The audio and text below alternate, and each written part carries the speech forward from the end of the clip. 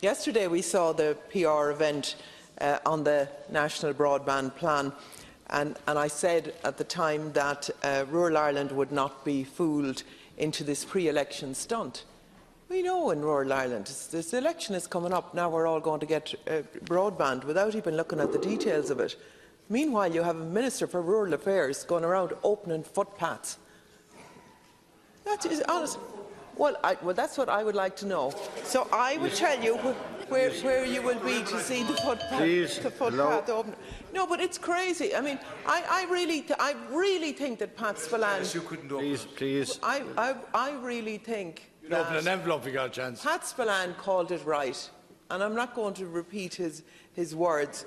But for heaven's sake, you know, we all welcomed the fact that we had a Minister for Rural Affairs, and you know that rural issues would be looked after. And instead of that, we see every leader grant announced, every minute thing that doesn't need for a minister to be there. The leader programme was administered for years and years without there being a Minister for Rural Affairs. And things like the National Broadband Plan and broadband, that is what a Minister for Rural Affairs should be doing.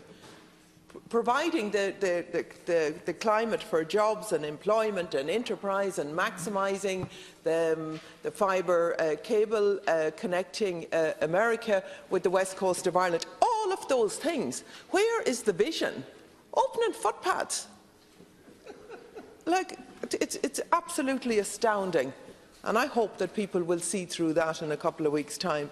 But we all know the need for rural broadband, and we all want to see it delivered. And it should be delivered, because the lost opportunities around not having broadband delivered are enormous.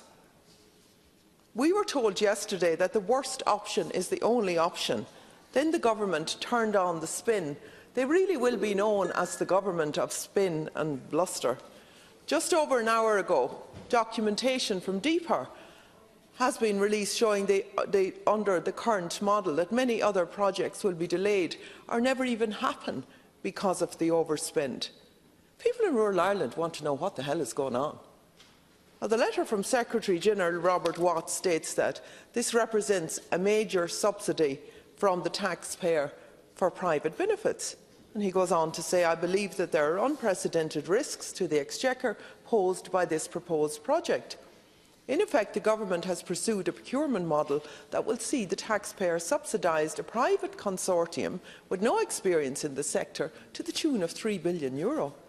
The state won't even own the infrastructure at the end of the contract. So I would call on the Minister to come into the House here to answer questions on this. I also want to note, Cathaoirleach, that with very much regret, that this year's Ballina Salmon Festival has had to be cancelled. It's been running for 65 years, but recent rises in insurance costs have meant that it took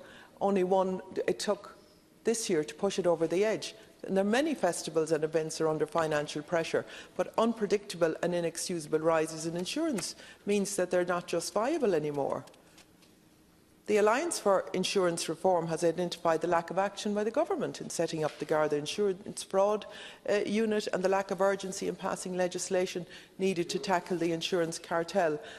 Thank you, Cathaoirleach. But, you know, people are fed up of the government talking about insurance and talking about insurance costs. The Ballina Salmon Festival was hugely important, not only to Ballina, but to the whole of Mayo and the whole of the west of Ireland. And it's absolutely criminal that they cannot go ahead with the festival this year because of the costs that are.